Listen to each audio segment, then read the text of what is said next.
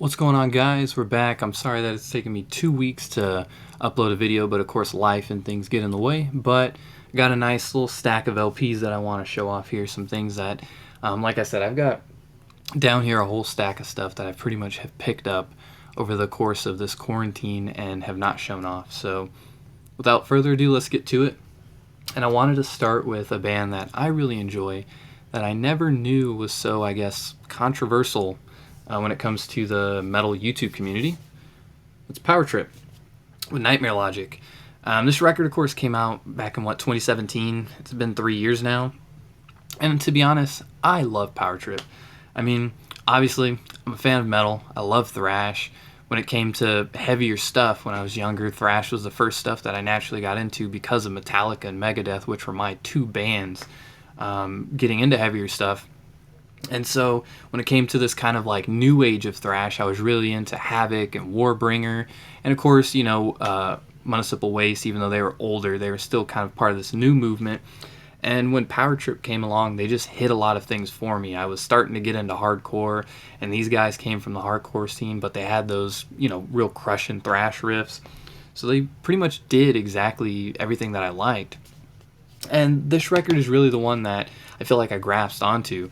Manifest Destination came out, I want to say like in 2016 or so, maybe 2015. And I'd seen them on that tour, before Nightmare Logic came out. They were just playing stuff off of like Manifest Destination. They were touring with Terror, and I want to say they were touring with Terror, No Warning, and Vain. Maybe I'm wrong on that, but I want to say that was true. But when Nightmare Logic came out, everything just hit. My favorite song off here, I know Soul Sacrifice, Swing of the Axe, and Firing Squad are the three singles that are really big. But my favorite track is actually Waiting Around to Die.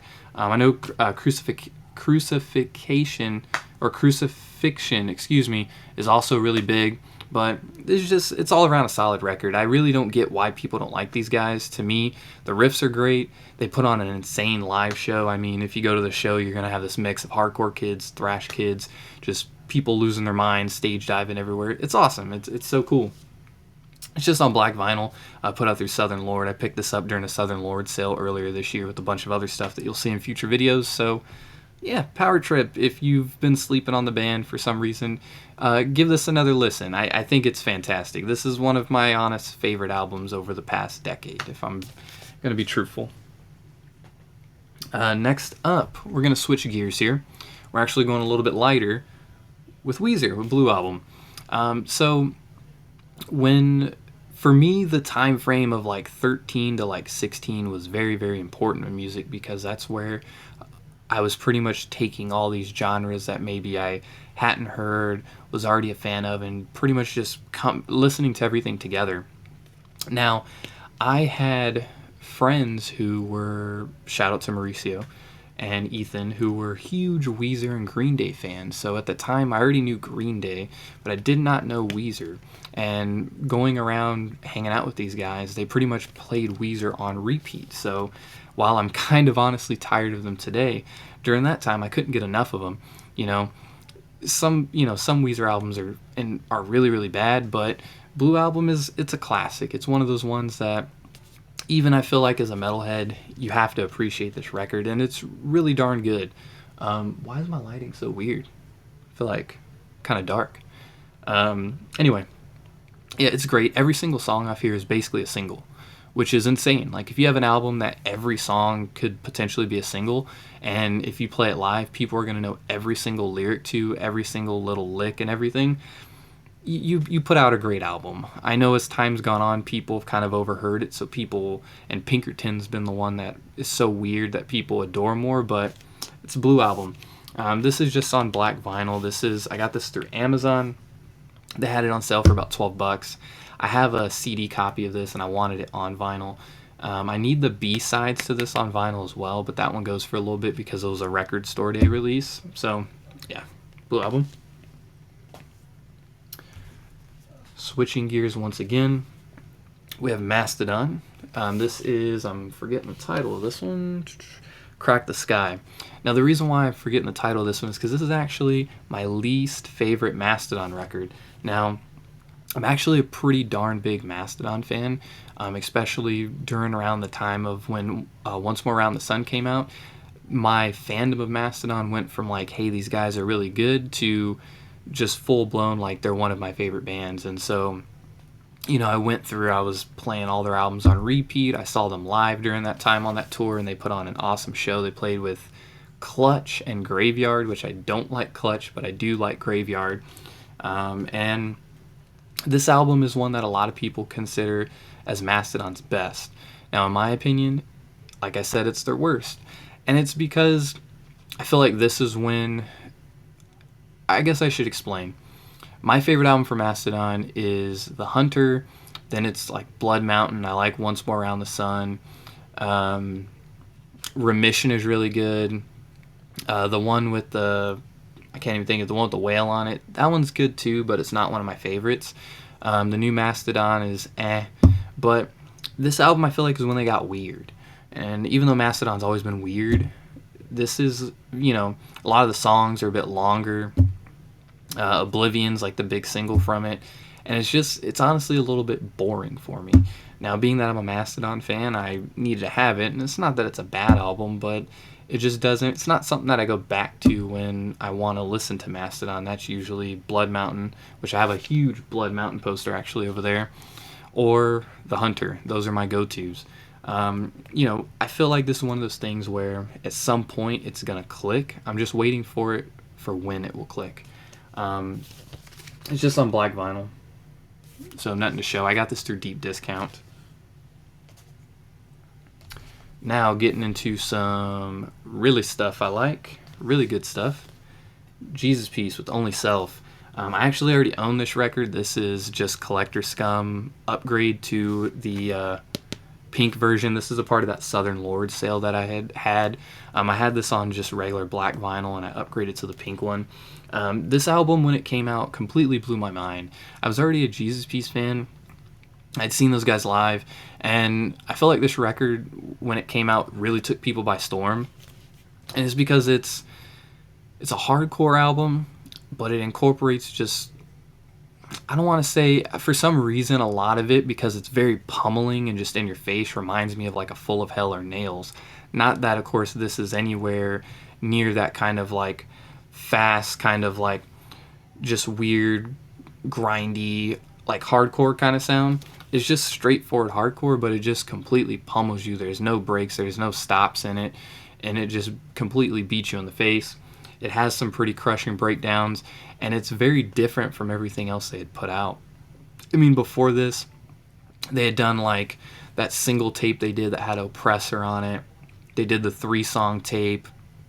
They had done they did a split with, I can't remember if it was Malice in the Palace or Wisdom in Chains, but all those was your kind of typical modern hardcore, and this was just completely different. And I think that's why a lot of people that were into metal and not hardcore actually enjoyed this album. So yeah, if you're someone who's on the fence, I highly recommend to check it out. It's great. I still listen to this album to this day and love it. And I'll go ahead and show you the vinyl on it. So it's on this really, really pretty pink splatter. Again, I didn't need this. I had the black version, but collector scum in me, I wanted to have this. So, and I love this record, so why not? Again, put out on Southern Lord. You can pick up like a standard copy of this for super cheap, probably like 14 shipped used copy. So check it out. Jesus Piece, Only Self. One of the best like modern hardcore bands that are going at this moment. I need a drink. I'm drinking some Twisted Tea. I like my drinks to taste good. It's 5%.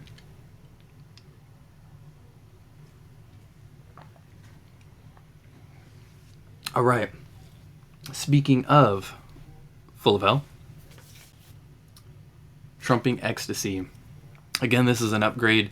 I had a CD copy of this that I had bought when I saw Full of Hell with Gatecreeper a couple years ago. And I got it when this album came out. They were touring on it, 2018. And this album is awesome. My introduction to Full of Hell was that split they did with Nails. back in what, 2015, 2016, and I was like blown away by that split, and rightfully so. That split's great, and it got a bunch of press. A lot of people on YouTube were showing it off. It was awesome stuff. Then when they came out with Trump and Ecstasy, that was the first full length. I was like, cool, let's check it out, and I loved it. It was completely awesome. I mean, it was just like, it just beat you over the head. It's so fast, so aggressive, so in your face, but it had like weird, it would have like a weird kind of like very quick sludgy part in there, and I like my fair share of sludge.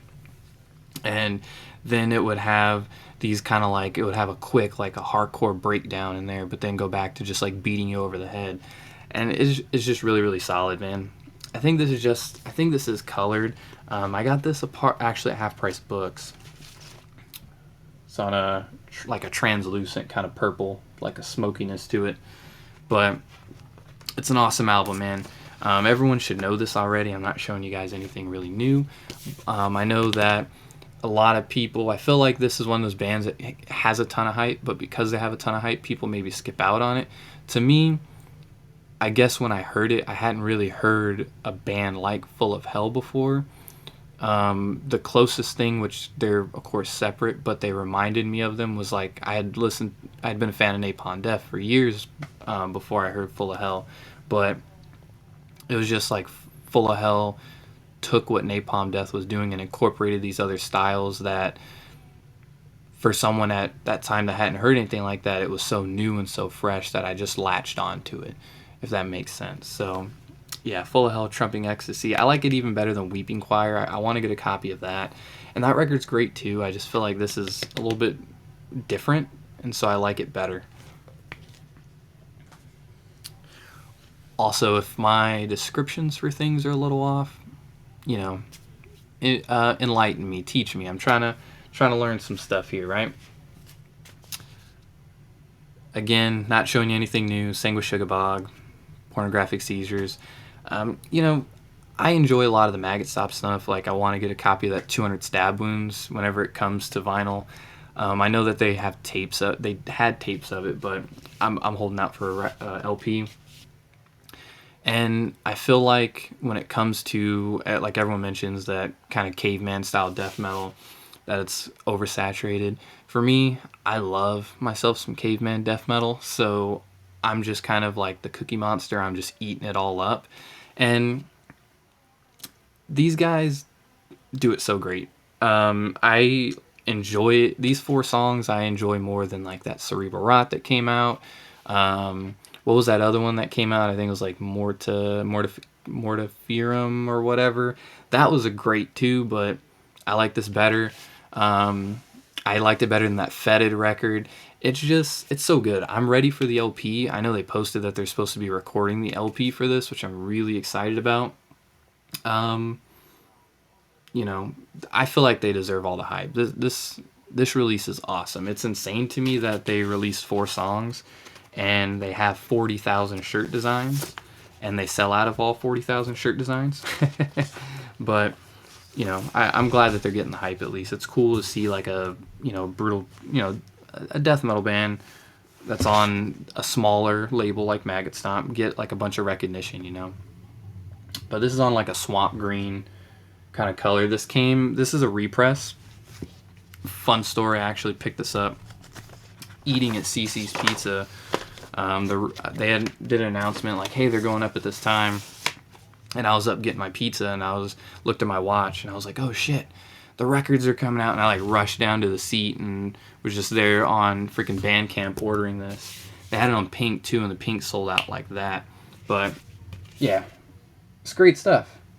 I mean, if someone asks me like, hey, what's caveman death metal? I'm gonna say, well, here, listen to the Sang with Sugar Bog, and just by the name, they're gonna be like, yeah, that's awesome, right? It's awesome. Now, I got one more for you today. I might record a second video and then upload it later because I do have some other stuff that I have been listening to that's kind of fresh in the mind. But we're going to top this off with a band that nobody on the YouTube community likes. System of a Down. Fuck the drummer, though. John Doleman. Right here, buddy. But this is good. I grew up listening to System of a Down. They were a part of the new metal. If you guys watched my last video, I grew up on new metal. And so System of a Down was a band that was huge. And they were a band that, growing up in like middle school and in high school, the kids that were into like Drake and Lil Wayne and Nicki Minaj loved System of a Down. The kids that were into like Cannibal Corpse and Suffocation and stuff were into System of a Down, and the kids that were into like Warped Tour pop punk were into System of a Down. They were just kind of this band that really crossed all radars, and I always thought that was really cool. And I know all their records like the back of my hand, man.